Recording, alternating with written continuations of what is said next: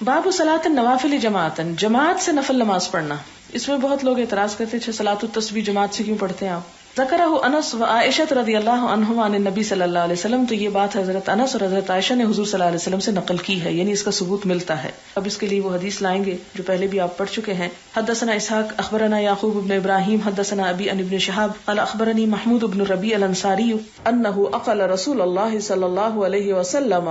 یعنی اقلا کا یہاں مطلب کیا ہے کہ انہوں نے حضور صلی اللہ علیہ وسلم کو دیکھا ہوا ہے، ان کو یاد ہے، انہیں سمجھ ہے. اقلا عقل صحیح ہے، یعنی انہیں یہ بات یاد ہے کہ انہوں نے آپ صلی اللہ علیہ وسلم کو دیکھا. وَأَكَلَ مَجَّةً مَجَّهَا فِي وَجْهِهِ مِنْ بِئْرٍ كَانَتْ فِي دَارِهِمْ. یہ آپ حدیث پیچھے پڑھ چکے ہیں کہ حضرت محمود بن ربیع کے گھر میں ایک کنواں تھا جن پر آپ صلی اللہ علیہ وسلم تشریف لے گئے اور وہاں سے کنویں کے پانی سے ایک کلی بھر کے ان کے چہرے پہ ڈالی تھی. کہتے مجھے یہ بھی یاد ہے. فزعم محمود انه سمع اتبان بن مالک الانصاری رضی اللہ عنہ. اور محمود جو ہیں انہوں نے کہا کہ انہوں نے اتبان بن مالک انصاری سے سنا. وکان ممن شہد بدرا، اور اتبان کون ہے؟ ان لوگوں میں سے ہیں جنہوں نے بدر میں شرکت کی. مع رسول اللہ صلی اللہ علیہ وسلم. یقول، وہ کہتے ہیں کنت اصلی لقومی ببنی سالم. کون کہتے ہیں؟ یہ اتبان بن مالک کہتے ہیں کہ میں اپنی قوم، جس قوم کا نام کیا ہے؟ بنو سالم، ان کو کیا کرتا تھا؟ نماز پڑھاتا تھا. وکان یحول بینی وبینہم وادن، اور میرے اور ان کے درمیان ایک وادی حائل ہو جاتی تھی. اذا جاءت الامطار، جب بارشیں برسنے لگتی. فیشق علی اجتیازہ، تو اس نالے کو پار کرنا، اجتیاز یعنی جواز، عبور کرنا میرے لیے بڑا مشکل ہو جاتا تھا. قبل مسجدہم، ان کی مسجد تک پہنچنے کے لیے، یا ان کی مسجد کے سامنے جو نالا تھا مراد یہ. فجئت رسول اللہ صلی اللہ علیہ وسلم، تو میں حضور صلی اللہ علیہ وسلم کے پاس ہے. فقلت له انی انکرت بصری، میری نگاہ کمزور ہو گئی ہے. وان الوادی الذی بینی وبین قومی یسیل اذا جاءت الامطار، جب بارشیں ہوتی تو میرے اور ان کے درمیان جو نالا ہے بہہ پڑتا. فیشق علی اجتیازہ، تو مجھ پہ اس کو عبور کرنا بڑا مشکل ہو جاتا ہے. فوددت انک تأتی، میں چاہتا ہوں کہ آپ تشریف لائیں. فتصلی من بیتی مکانا اتخذہ مصلی، پھر آپ میرے گھر میں نماز پڑھیں جس جگہ کو میں نماز گاہ بنا لوں، یعنی ایک طرح سے مسجد چھوٹی سی اپنے گھر میں ہی بنا لوں. فقال رسول اللہ صلی اللہ علیہ وسلم سأفعل، آپ نے وعدہ فرمایا اور فرمایا میں کروں گا. فغدا علی رسول اللہ صلی اللہ علیہ وسلم، تو اتمان کہتے ہیں کہ میرے پاس صبح صبح تشریف لائے آپ صلی اللہ علیہ وسلم و ابو بکر رضی اللہ عنہ. بعد مشتد النہار، اس کے بعد کے دن شدید ہو گیا. دوسری روایت میں امتدہ کا لفظ آتا ہے. فاستأذن رسول اللہ صلی اللہ علیہ وسلم، آپ نے آنے کی اجازت مانگی. فأذنت له، میں نے آپ کو اجازت دی. فلم یجلس حتی قال، آپ نہیں بیٹھے تھے کہ آپ نے فرمایا این تحب ان نصلی من بیتک، تم کس جگہ اپنے گھر میں چاہتے ہو کہ میں نماز پڑھوں؟ فاشرت له الى المكان الذي احب ان يصلي فيه. فقام رسول الله صلی اللہ علیہ وسلم فكبر وصففنا وراءه فصلى ركعتين ثم سلم وسلمنا حين سلم فحبسته على خزير جسنه له. تو میں نے آپ کو روک لیا، حبس کر لیا یعنی روک لیا ایک کھانے پر جو آپ ہی کے لیے بنایا گیا تھا. کہا جاتا ہے خزیر کو حلیم بھی بولتے ہیں. فسمع اہل الدار ان رسول اللہ صلی اللہ علیہ وسلم فی بیتی، یعنی لوگوں نے میرے گھر میں آپ صلی اللہ علیہ وسلم کے آنے کے بارے میں سن لیا. فصاب رجال منہم، تو ان میں سے مرد آ گئے. حتی کثر الرجال فی البیت، یہاں تک کہ گھر میں بہت سے لوگ جمع ہو گئے. فقال رجل منہم، تو ایک شخص نے ان میں سے کہا ما فعل مالک لا اراہ، کیا بات ہے کہ میں مالک بن دخشن کو نہیں دیکھتا. فقال رجل منہم، تو دوسرے نے ان میں سے کہا ذاک منافق، وہ تو منافق ہے. لا یحب اللہ ورسولہ، اللہ رسول سے محبت نہیں کرتا، یعنی اگر کرتا ہوتا تو آج یہاں موجود ہوتا. فقال رسول اللہ صلی اللہ علیہ وسلم لا تقل ذلک، آپ نے فرمایا ایسا نہ کرو. کیوں؟ لوگوں کے اندر پہ فتوے مت دو، لوگوں کی ظاہر پہ بات کرو. اگر کسی عذر سے کوئی نہیں آ سکا تو تم اس کو منافق تو نہ کہو. اب دیکھیں کہ کیسی تھی آپ صلی اللہ علیہ وسلم کی تعلیم، اور ہم کیا کرنا شروع ہو گئے بالکل اس کے الٹ. اللہ تراہ قال لا الہ الا اللہ، کہ تم نہیں دیکھتے کہ وہ لا الہ الا اللہ پڑھتا ہے. یبتغی بذالک وجہ اللہ، اس سے وہ اللہ کی رضا چاہتا ہے. فقال اللہ ورسولہ اعلم، تو اس شخص نے پھر بھی کیا بڑا ریلیکٹنٹلی کہا اللہ اور اس کا رسول ہی بہتر جانتے ہیں، کیونکہ اس کے دل میں اس کے بارے میں کوئی بدگمانی بیٹھی ہوئی ہوگی. اما نحن فواللہ لا نرى ودہ ولا حدیثہ الا الی المنافقین، اور ہم تو دیکھتے ہیں کہ اس کی محبت اور اس کی بات چیت منافقوں کے ساتھ ہی ہوتی ہے، یعنی وہ تو انہی کے ساتھ گھلتا ملتا ہے. اور ہو سکتا ہے کہ وہ اصل مومن ہو اور منافقوں کو سمجھانے کے لیے جاتا ہو. اب مثال کے طور پر اگر آپ کسی ایسے بازار میں چلے گئے، ریڈ لائٹ ایریا میں چلے گئے کسی کو تبلیغ کرنے، اور کوئی آپ کو وہاں سے نکلتے ہوئے دیکھے تو ہو سکتا ہے آپ کے بارے میں کوئی بہت بری رائے قائم کر لے، لیکن پھر بھی اجازت نہیں کسی کے بارے میں بری رائے قائم کرنے کی. ہو سکتا ہے کہ کوئی شخص کسی برائی کے لیے نہ گیا ہو بلکہ کسی کو کوئی سمجھانے کے لیے گیا ہو. اور اس میں ہمیں واقعہ ملتا ہے میرے خیال میں حضرت مولانا عبدالعزیز کا، جو بر صغیر میں ایک بہت بڑے عالم محدث گزرے ہیں، ان کا یا ان کے والد کا یا انہی میں سے کسی کا کہ انہوں نے جا کر ایک دفعہ اسی بازار میں تبلیغ کی اور بہت سی عورتیں مسلمان ہوئیں اور انہوں نے توبہ کی اور نیکی کے راستے پر آ گئی. تو ہم چونکہ بہت نیک لوگ ہیں، بہت پاکیزہ ہیں، اس لیے ایسے لوگوں سے نفرت کرتے ہیں، تو ان کو بتانے کی بھی ضرورت محسوس نہیں کرتے. تو انسان کو ہر جگہ پر پہنچنا چاہیے جہاں بھی موقع ہو، اگر اسے یہ ڈر نہ ہو کہ میں بھی پھسل سکتا ہوں. اگر خدا نہ خواستہ ایسا کوئی خوف ہو تو پھر اوائڈ کرنا چاہیے. لیکن اگر ایمان کی سلامتی مضبوطی کے ساتھ نکل آنے کی کسی بھی جگہ، نہیں صرف اس ایریا کی میں بات نہیں کر رہی، کسی بھی جگہ پہ کہیں پر بھی، کیونکہ عموماً ہم سوچتے ہیں اچھا وہاں جائیں نہ جائیں، کیا کریں، کیوں جائیں. بعض اوقات ایسی جگہ ہوتی ہے کہ جہاں آپ سمجھتے ہیں کہ ہر چیز ہی اسلام کے خلاف ہو رہی، تو آپ سوچنے بیٹھ جاتے ہیں نہیں چونکہ وہ اسلام کے خلاف اس لیے میں نہیں جاؤں گی. نہیں، آپ اپنی نیت کو دیکھیں، آپ وہاں کیوں جا رہے ہیں اور آپ کے جانے کا کیا غرض اور مقصد ہے. اور اگر آپ کی نیت یہ ہے کہ آپ کسی کو کوئی اچھی بات بتا سکے، ہو سکتا ہے کہ لوگ صرف آؤٹ آف جہالت ایسی باتیں کر رہے ہوں اور آپ ان کو دور سے بیٹھ کے فتوے لگائے جا رہے ہیں، تو دور سے بیٹھ کے کوئی تبصرے اور تنقیدیں کرنے کی بجائے اندر چلے جائیں اور جا کے اگر ان کو کچھ بتا سکے بتا دیں، اور اگر آپ کو مار کے باہر نکال دیں تو بھی مسکرا کے نکل آئیں. اچھا جناب، آگے کیا ہے؟ قال رسول اللہ صلی اللہ علیہ وسلم فإن اللہ قد حرم علی النار من قال لا الہ الا اللہ، کہ جس نے لا الہ الا اللہ پڑھا اللہ نے اس پہ آگ حرام کر دی. یبتغی بذلک وجہ اللہ، ہاں شرط یہ ہے کہ وہ لا الہ الا اللہ سچے دل سے پڑھتا. اور آپ دیکھیں کہ جو شخص سچے دل سے پڑھتا ہے نا تو وہ سچائی اس کے عمل میں ضرور آنے لگتی. یہ ہو نہیں سکتا کہ کوئی سچے دل سے پڑھے اور پھر وہ غافلوں کی زندگی بسر کر کے چلا جائے. قال محمود کہتے ہیں فحدثتها قوما، میں نے یہ حدیث جو ہے ایک گروہ کو بتائی، ایک قوم کو بتائی. فیہم ابو ایوب، ان میں ابو ایوب انصاری بھی تھے. یہ کون ہیں؟ جنہوں حضور صلی اللہ علیہ وسلم کی میزبانی کی، ان کے میزبان تھے. صاحب رسول اللہ صلی اللہ علیہ وسلم، آپ صلی اللہ علیہ وسلم کے ساتھی. فی غزوۃ التی توفی فیہا، اس غزوے میں جس میں وہ فوت ہو گئے تھے. وہ یزید بن معاویہ علیہم بارض الروم، اور یزید بن معاویہ ارض روم میں ان کا سردار تھا. یہ بڑی عجیب بات آپ پڑھ رہے ہیں. اس میں محمود بن ربیع، یزید اور ابو ایوب ایک ہی لشکر میں تھے. یہ لشکر کیا کرنے گیا تھا؟ قسطنطنیہ فتح کرنے گیا تھا، روم کو. کیوں کرنے گیا تھا؟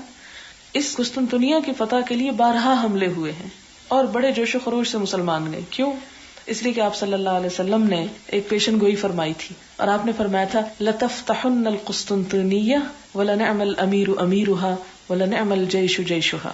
اس حدیث کا مطلب یہ ہے، آپ صلی اللہ علیہ وسلم نے فرمایا کہ تم قسطنطنیہ کو ضرور فتح کرو گے. یہ ترکی ہے، موجودہ ترکی اور اس کے آس پاس کے علاقے، کہ تم ضرور قسطنطنیہ کو فتح کرو گے. اور جو وہاں لشکر لے کے امیر جائے گا وہ بڑا ہی بہترین امیر ہوگا. وَلَنِعْمَ الْأَمِيرُ أَمِيرُهَا وَلَنِعْمَ الْجَيْشُ جَيْشُهَا، اور وہ لشکر بھی بڑا عمدہ ہوگا، بڑا اچھا ہوگا. تو اس شوق میں کہ آپ صلی اللہ علیہ وسلم نے بڑی بشارت دی کہ جو اس کو فتح کرے گا وہ بڑا اچھا انسان ہوگا، یا بہت اس کے لیے انعامات اور بہترین جزا کی آپ نے بشارت دی. اس لیے جب کبھی اس طرف کو حملہ ہوتا تو سب تیار ہو جاتے اور ہر ایک نے اپنے اپنے طور پر اس میں کوشش کی شریک ہونے کی. اور یہی وہ سفر ہے جس میں ام حرام بنت ملحان شہید ہوئی گھوڑے سے گر کے. یعنی نہ صرف یہ کہ مرد بلکہ عورتیں بھی جانے کو تیار ہو جاتے تھے. تو ایسے میں محمود بن ربیع بھی اس لشکر میں شامل تھے. لشکر کی قیادت کون کر رہا تھا؟ یزید بن معاویہ. اور اس کے ساتھ کون تھے؟ حضرت ابو ایوب انصاری. ابو ایوب انصاری کون ہے؟ صحابی ہیں، اور صحابی بھی کوئی عام درجے کے نہیں، بہت بڑی سعادت ملی. جب آپ مدینہ تشریف لائے تو ہر ایک کی خواہش تھی کہ آپ میرے گھر تشریف لائیں، لیکن آپ نے کیا فرمایا؟ اونٹنی کو چھوڑ دیتا ہوں، جہاں جا کے بیٹھے گی وہیں اتروں گا. اور اونٹنی نے کیا جگہ اختیار کی؟ حضرت ابو ایوب انصاری کا گھر. اور حضرت ابو ایوب انصاری کی قسمت میں ایک بہت بڑی سعادت آئی جو کسی اور کو نصیب نہ ہوئی. وہ صحابی بھی ہیں اس لشکر میں. تو اس سے 2-3 باتیں پتہ چلتی ہیں. ایک تو یہ ہے کہ کسی کے اوپر بھی تنقید ہم کرنے لگے اور گالیاں برسانے لگے تو دیکھنا چاہیے کہ اس کی زندگی میں کوئی اچھا کام بھی ہوگا. اب یزید پہ جیسے ہم بہت باتیں کرتے ہیں، ٹھیک ہے، اس کے قصور یا غلطی اپنی جگہ ہے، لیکن اگر اس کے اندر کوئی بھلائی کی بات ہے تو اس کو بھی یاد کر لیں، اس کی طرف بھی تھوڑی توجہ کر لینی چاہیے، تو ذرا اعتدال ہو جاتا ہے زندگی میں. دوسری بات آپ دیکھیں کہ صحابی ایک ایسے شخص کے پیچھے لشکر میں اطاعت کرتے جا رہے ہیں لڑنے کے لیے. یزید کے لشکر میں صحابی شامل ہیں. کتنی وسعت تھی ان لوگوں میں. ہمارے اندر ہے ایسی وسعت کہ ایک شخص جس سے ہمارا اختلاف ہم اس کے ساتھ مل کے کام کر لیں؟ یہ ہم لوگ نہیں کر سکتے. کیوں؟ اس لیے کہ ہمارا مقصود اور ہماری منزل اللہ اور اس کا رسول تھوڑی ہے، اس کا دین تھوڑی ہے. ہم تو اپنی ذات کے لیے نکلتے ہیں. جب ہم اپنی ذات کے لیے کوئی کام کرتے ہیں تو پھر ایسی خرابیاں لازمی پیدا ہوں گی. اور جن لوگوں کو شہادت مطلوب ہے، جن لوگوں نے اللہ کی رضا کے لیے کچھ کرنا ہے، انہیں اس سے کوئی فرق نہیں پڑتا کہ کون ان کا پسند کا ہے اور کون ان کی ناپسند کا. یہی چیز تھی کہ مسلمانوں میں اتحاد رہا اور مسلمانوں نے بڑی بڑی فتوحات کی. اور آج ہم اپنے ہی گھر میں اختلاف ڈال کے بیٹھ جاتے ہیں، اپنے ہی بہن بھائیوں کے ساتھ نہیں چل سکتے، جس کے نتیجے میں کیا ہوتا ہے کہ دین کا نقصان ہوتا ہے. تو اگر اسلام کی روح کو اور اسلام کی وسعت کو سمجھے تو صحابہ کرام کی زندگی میں بڑی بہترین مثالیں ہیں. تو ابو ایوب انصاری جو ایک صحابی ہیں اور انہیں بھی یزید سے اختلاف ہو سکتا ہے، لیکن یزید جب ایک اچھے کام کے لیے نکلتا ہے تو وہ کیا کرتے ہیں؟ ساتھ جاتے ہیں. محمود بن ربیع ایک چھوٹے صحابی، وہ بھی ساتھ جاتے، اور اس کے علاوہ بے شمار لوگ ہیں جو ساتھ نکلتے ہیں، اور وہ قیادت کر رہا ہے لشکر کی. اب اس میں کیا ہوتا ہے، حضرت ابو ایوب انصاری جو ہے وہ راستے میں بیمار پڑ جاتے ہیں، تو یزید ان کی عیادت کے لیے آتا ہے، پوچھتا ہے آپ کی کیا خواہش ہے، آپ کوئی وصیت کریں. قائد لشکر ہے، لیکن حضرت ابو ایوب انصاری کا مقام اور مرتبہ پتا ہے اس کے پاس آتا ہے اور کہتے ہیں کہ آپ بتائیں آپ کیا چاہتے ہیں. انہوں نے کہا کہ مجھے قسطنطنیہ کی دیوار کے قریب ترین لے جا کے دفن کرنا دشمنوں کی زمین میں. اور یزید نے حضرت ابو ایوب انصاری کی خواہش پوری کی اور جتنا اندر تک لے جا سکتے تھے لے گئے اور وہاں لے جا کر ان کو دفن کیا. اور اب بھی ترکی میں ایک علاقہ ہے وہ پورا ایوب کہلاتا ہے، یعنی اس علاقے کا نام ہے، جیسے کسی علاقے کا نام مری ہو مثال کے طور پہ. تو اسی طرح ایک شہر کے مختلف حصے ہیں تو ایک حصہ ایوب کہلاتا ہے، اور وہاں ان کی مسجد بھی ہے اور وہ سب کچھ موجود ہے. تو یہ صحابہ کرام نے ہمارے لیے بڑی بڑی مثالیں پیش کی. محمود بن ربیع حدیث سنا رہے ہیں. اس سے کیا پتہ چلتا ہے کہ مسلمانوں کے جو جہاد کے لیے نکلنے والے لشکر جو تھے ان میں بھی فضول گپ بازی نہیں ہوتی تھی، بلکہ راستے میں بھی سیکھنے سکھانے کی باتیں ہوتی تھی، یعنی راستے میں بھی سیکھنے کا کام جاری رہتا تھا. لہٰذا محمود جو ہے وہ حدیث سناتے ہیں. حضرت ابو ایوب انصاری جو ہیں انہوں نے یہ حدیث نہیں سن رکھی حضور صلی اللہ علیہ وسلم سے، یا اس سے پہلے ان کو علم نہیں. اس سے کیا پتہ چلتا ہے کہ ضروری نہیں کہ ہر شخص کے پاس پورے کا پورا علم ہی ہو. مثلا مثال کے طور پر آپ میں سے اب اس وقت بہت سے مختلف گروپس، مختلف بیچز بیٹھے ہوئے ہیں. اب ہر سال جو کچھ سکھایا جاتا ہے وہ دوسرے سال سے کچھ نہ کچھ مختلف ہوتا ہے. اب اگر کہا جائے کہ فلاں شخص الہدا سے پڑھا ہوا اور اس کو یہ بھی نہیں پتا، وہ نہیں پتا ہو سکتا، اس لیے ہو سکتا ہے کہ وہ اس دن موجود نہ ہو، اس سال موجود نہ ہو جب وہ بات بتائی گئی ہو. اس لیے کہ علم کی کوئی حد نہیں ہے، آپ اس کی وسعتوں کو پا نہیں سکتے. آپ ادھر سے پکڑیں گے ادھر سے نکل جائے گا، ادھر سے پکڑیں گے وہ ایک سمندر ہے، آپ عبور نہیں کر سکتے جس کو. اور یہ اس لیے نہیں عبور کر سکتا تاکہ ساری زندگی انسان کچھ نہ کچھ کرتا چلا جائے اور کبھی اپنے آپ کو پرفیکٹ نہ سمجھے. اب آپ دیکھیں کہ حضرت ابو ایوب انصاری کا مقام اور مرتبہ اپنی جگہ، لیکن اس کے باوجود انہیں حضور صلی اللہ علیہ وسلم کا یہ عمل نہیں پہنچا. لہٰذا وہ محمود بن ربیع کی بات پہ شک کرتے ہیں، کہتے ہیں اچھا واقعی حضور نے فرمایا؟ وہ کہتے ہیں فحدثتها قوما، میں نے کچھ لوگوں کو حدیث سنائی، فیہم ابو ایوب، اس میں حضرت ابو ایوب بھی تھے، صاحب رسول اللہ صلی اللہ علیہ وسلم، جو نبی صلی اللہ علیہ وسلم کے ساتھی تھے، فی غزوته التي توفی فیہا، اس غزوے کے دوران میں نے ان کو یہ حدیث سنائی تھی جس میں وہ فوت ہو گئے تھے. اور یہ کون سا غزوہ تھا؟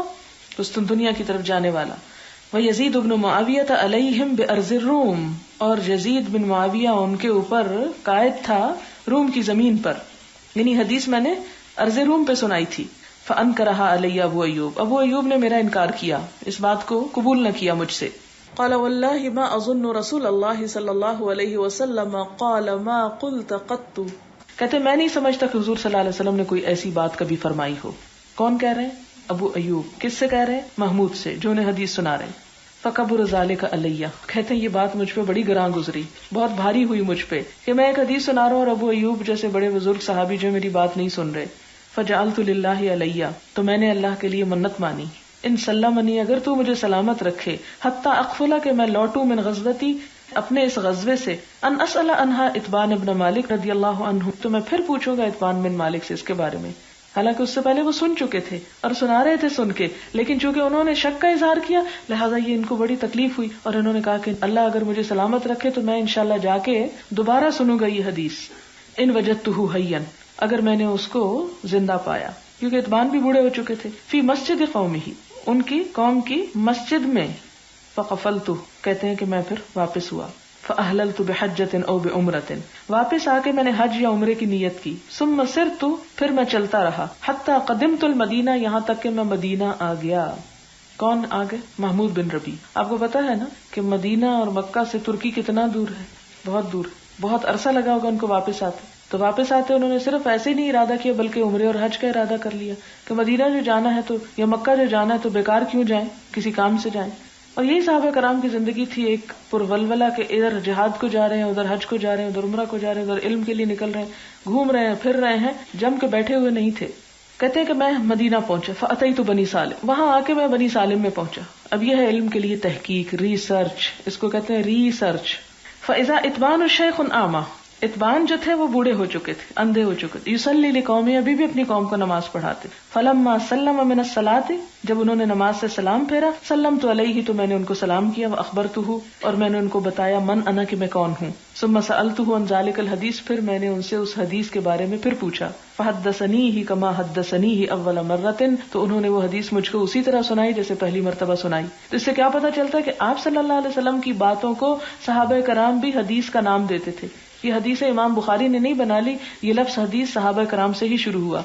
اب دیکھیں کہ یہ کہتے ہیں سألتہ عن ذلک الحدیث فحدثنیہ، تو یہی چیز سنت بنی بعد کے لوگوں کے لیے. اور ائمہ نے کیا کہا، حدثنا فلان و اخبرنا فلان کما حدثنیہ اول مرہ، جیسے انہوں نے مجھے پہلی مرتبہ سنائی تھی دوبارہ سنائی، یعنی اس سے میری تسلی ہو گئی کہ میں نے غلط بات نہیں کی تھی.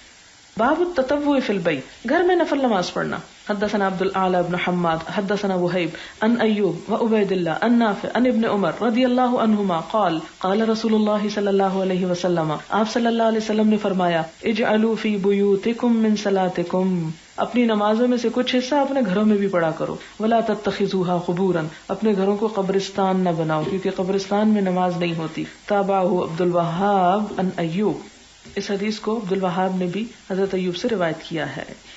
بسم اللہ الرحمن الرحیم. باب فضل الصلاۃ فی مسجد مکہ والمدینہ، نماز کی فضیلت مکہ اور مدینہ کی مسجد میں پڑھنے کی، یعنی مکہ اور مدینہ کی مسجد میں نماز پڑھنے کی فضیلت. مکہ میں مسجد الحرام اور مدینہ میں مسجد نبوی، یعنی ان میں نماز پڑھنا کسی اور مسجد میں نماز پڑھنے سے کئی گنا زیادہ باعث ثواب.